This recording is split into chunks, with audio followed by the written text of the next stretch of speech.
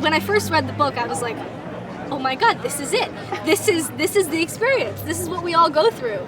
I was so excited when I got the opportunity to bring Margaret to life, because it's just something that we can all feel connected to, no matter like who you are in this world. But it's just something, it's the experience that all brings us together. She's growing up, she's experiencing a lot of changes, and she moves, and it's really jarring for her, and she's figuring out how to be with these new friends and with her family and religion, and she's figuring all that out while she's growing up, and it's just a really important journey about finding yourself and just being who you are. It was so incredible. They were all so welcoming and kind, and such inspirations of wonderful people to look up to and just be like them. Honestly, they've all had such amazing careers that they're just such an inspiration to work with. I think that they take away that it's just important to be yourself, and that no one else should tell you what to be or how to act or anything, but it's just important that you stay true to who you are, and that's all that we can really do in this life. I just want to see if what resonated with me, in the book pops on the big screen. And I recently just reread it, just to have it fresh in my mind. And my oldest daughter, she's 14, she's read it a couple of times. So I'm just hoping that that magic that popped on the pages of that book pops on the big screen as well. Oh, when I was young, my mom, she's an English teacher, and so I grew up on the Book It program, and my mom gave me a great piece of advice. She would always tell me to read things that don't pertain to me. So when I would go in the library, and I would see these stories about these young white men, whether it was Fudge, or these young white women, whether it was Margaret. That's what I started picking up and reading, because that seemed like it was the total opposite of the life that I was living. And with the Book It program, you got to read 4 books to get a free pizza. So luckily Ms. Blume had a big catalog, so I just ran through all her books. Her and Beverly Clearly, I used to just run through those when I was younger, because I used to like pizza. Yeah. And I just gravitated towards the storytelling. That's what it is with Judy Blume, or whether it's a Jay-Z or Ghostface, whoever it is, Biggie Smalls, any of these great storytellers is what we gravitate towards. It doesn't matter, what their gender is or what their race is. If they're telling a great story, they'll capture the people, and that's what Judy Blume's work did for me when I was young. When you first read it, you feel like you're peeking into a young woman's diary. Yeah. Like you're reading all of these things that you probably shouldn't be reading. Yeah. As a young man. But when I read it when I got older, I just resonated with it even more, because it's not just a coming of age tale for a young woman, it's just a coming of age tale for a young person, period. The insecurities, the anxiety, the wanting to fit in, the wanting to be down. So anybody can relate to that. I hope that this movie just introduces Judy Blume's work to a whole new generation of people, because like I said, it's just about the storytelling. And like, you can read books like Are You There, God? It's Me, Margaret, or you can read books like Iggy's House and realize like, man, these stories still hold up to this day. Like these things that she's talking about in these books are even still happening, right now in 2023. So I just hope it introduces her catalog to a whole new generation. I think Kelly wrote Judy a letter, to which Judy responded. We went immediately to Key West to talk to her, and we were very excited, and so much so that it was almost awkward for a second. And then George, her husband, said, "We're doing this, aren't we?" And then there was a group hug, and that was 4.5 years ago. Yeah, it wasn't even that exhaustive. Because you're ready for 6 months of seeing 1,000 kids, and it wasn't like that. It was, Abby came in fairly early in the game, as did some of the other kids, and Rachel was an immediate thought, and Kathy was an immediate thought, and it just worked, and it's at a certain point, it's what the fates deal you. People aren't available, this doesn't happen, and the fates were good to us. The book, Kelly had read, all the women had read, I read as we went into this, but the book was amplified us by Judy's presence throughout, and just serving what she did, every step of the way, and that made it scary, because you just wanted to do right by her. Oh, well, we have a very small outfit, so we'd work together on Edge of 17. We'd all work together if there was familiarity, and Kelly, it's great. She did an amazing job. I mean, especially in terms of the effortless way she worked with the kids and the kind of performances that happen. I am pretty excited and a little nervous, but really excited. It's a small town, we all know each other here. The idea that this day has come, that it's finally here, and that I'm here to see it, makes me very happy, very proud, very nostalgic. This cast is so perfect. I mean, it's wonderful. I'm going to be talking about that too. So, it's a thrill. It's a thrill, and that, I was there every step of the way. Kelly would send me auditions, and she just knew what she wanted, and she was brilliant at spotting it. Like, I didn't know, but she knew. She knew what she wanted. She knew Abby the minute she met her that this was going to be Margaret. She knew Rachel, and it's just fabulous. And Kathy, who wouldn't want Kathy to play your grandma? I know. Of course, yes. I hope the audience tonight will just be happy and have a good time, and it's been a long time, The movie theater was closed during COVID. Like all small movie theaters, it was hard times, and we've survived, and I just feel that tonight is bringing back all the wonderful times that we have had in this theater. Yeah, the theater, my husband started it, and it's a nonprofit, and it's got 3 beautiful screens, and all of them are going to be filled up tonight with people waiting, to come and see this movie. And it's like, it's time for us to dress up and have a party and have a wonderful time again in Key West and at the Tropic. And we hope people will start to come back to the Tropic and enjoy, it's like, I forgot what a great place it is. I forgot all the fun that we've had here over the years, and that's so important, I think, for movie theaters all over the country.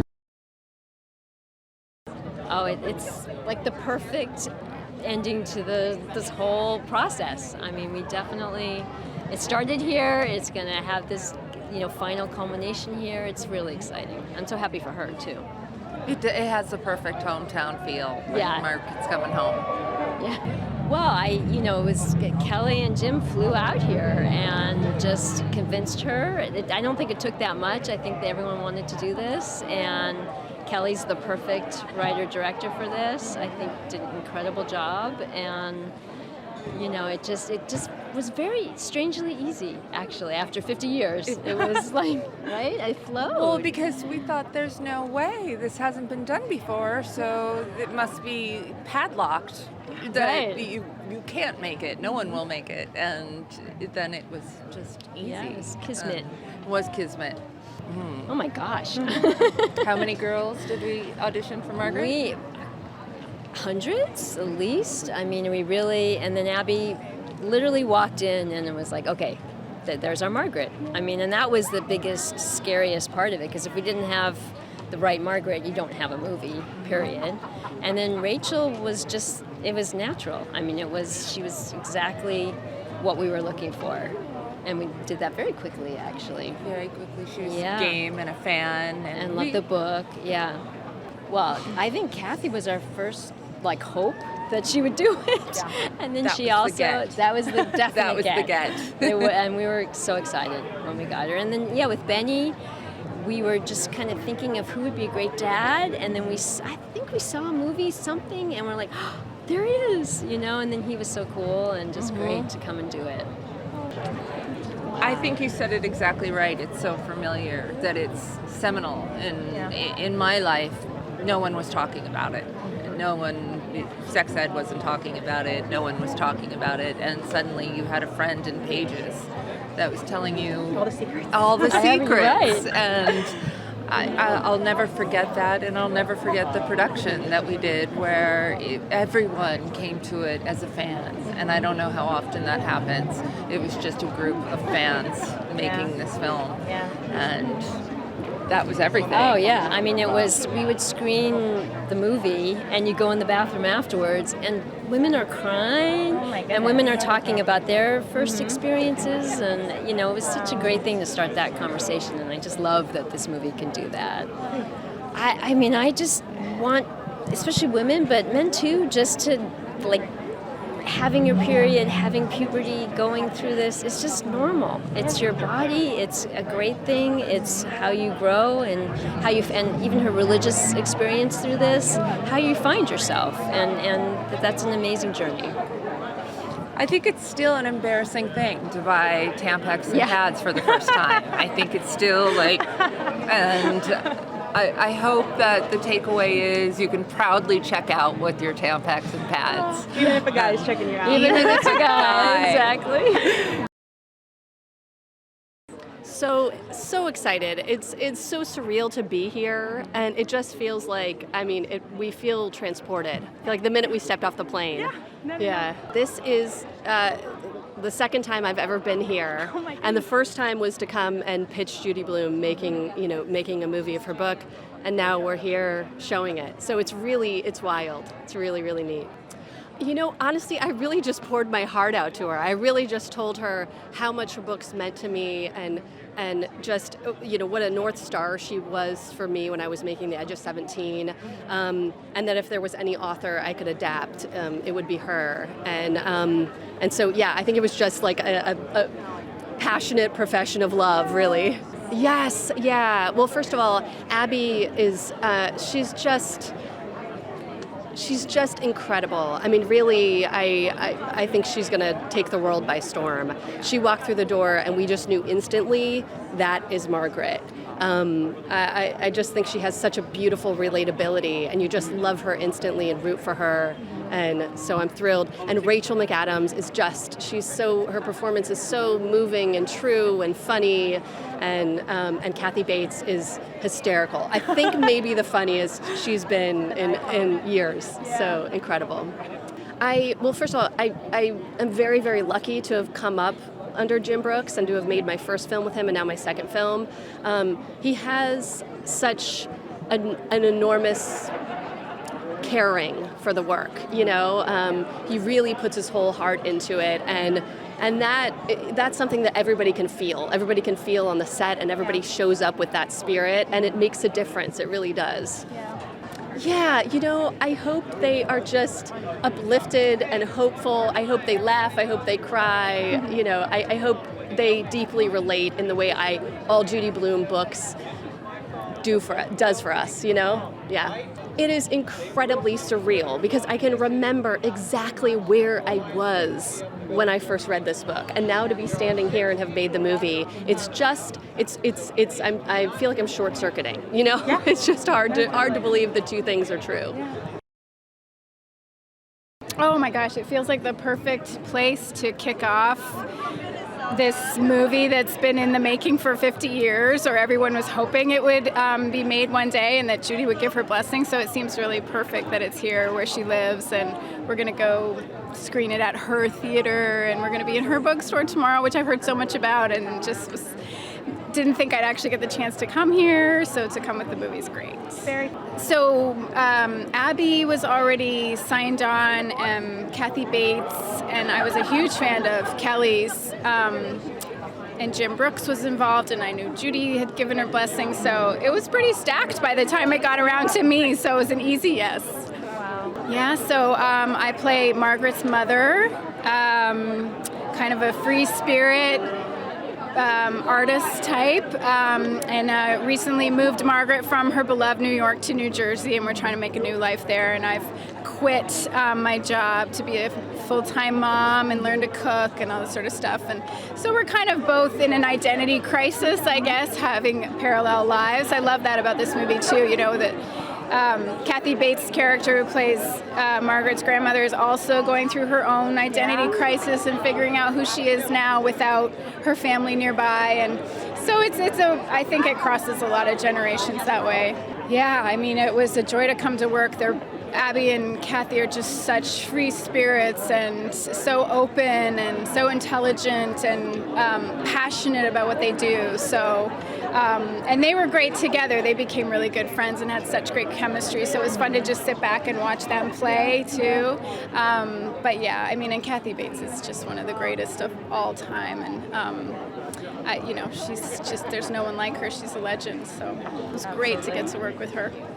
Kelly and I got a lot of time to talk about the character in advance, and I think us both being working moms, we, were able to bring a lot to the character from the start, and it's always just great to have the writer not only on set but the director as well, to really just complete her full vision. And if there's anything's not working, it's easy, she's right there to fix it. Yeah. So it was really convenient that way.